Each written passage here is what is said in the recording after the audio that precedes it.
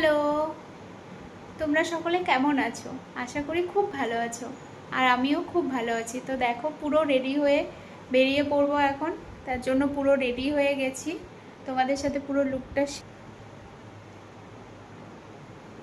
কেমন লাগছে অবশ্যই কমেন্ট করে জানাবে।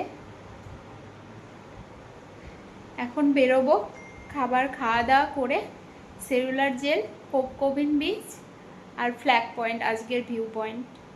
তো চলো এখন এই পর্যন্তই, তারপর বাকিটা বেরিয়ে দেখা হচ্ছে।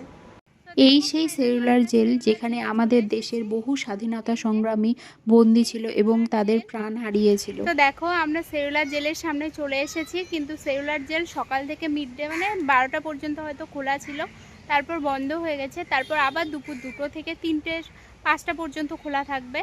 তো এখন আমরা সেলুলার জেলের ঠিক অপোজিটের সামনেই একদম আছে ভিড় সাভানকার পার্ক, সেখানেই আমরা বসে আছি। এখানকার পরিবেশ এতটাই সুন্দর, এতটাই গ্রিনারি যে তোমাদের ভাষায় বলে বোঝাতে পারবো না। সামনে থেকে না দেখলে তোমরা অনুভব করতে পারবে না, এতটা সুন্দর।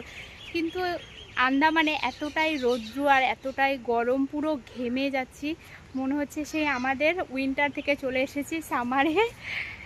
আর আমার ঠিক পেছনেই আছে সমুদ্র, তোমরা দেখতে পাচ্ছ হয়তো সমুদ্রের জল পুরো নীল।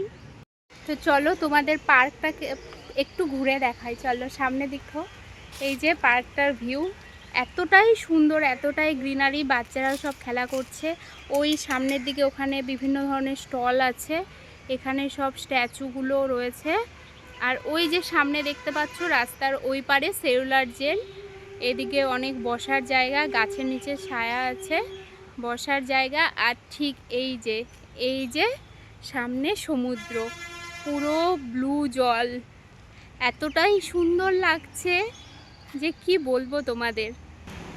সমুদ্রের এই অপরূপ সৌন্দর্য দেখতে হলে একবার হলেও এই আন্দামানে আসতে হবে। চলো এখনকার মতো এই পর্যন্তই, আবার পরের ভিডিওতে তোমাদেরকে একটা নতুন ব্লগ, নতুন আপডেট নিয়ে তোমাদের আর ঠিক সামনেই সেলুলার জেলের সামনে এই পার্কেই ছিল এই পায়রাগুলো। এত পায়রার সমাগম ছিল, তারা উড়ছিলও না, মানুষকে দেখে যে ভয় পেয়ে উড়ে যায় সেটাও করছিল না, তারা নিজেদের মতো খাবার খাচ্ছিল। সবুজের মাঝে এই পাখিদের কলরব খুবই সুন্দর লাগছিল। ওভারঅল এত ভালো লাগছিল জায়গাটায়। তারপর আমরা চলে যাই টিকিট কাউন্টারে। সেলুলার জেল খুলে দিয়েছে, 3টে বেজে গিয়েছিল, তো তখন আমাদের টিকিট কেটে সেলুলার জেলের ভেতরে ঢুকতে হবে। তো হাজব্যান্ড ওখানে গেছে টিকিট কাটতে। টিকিট প্রাইস ছিল পার হেড 30 টাকা করে।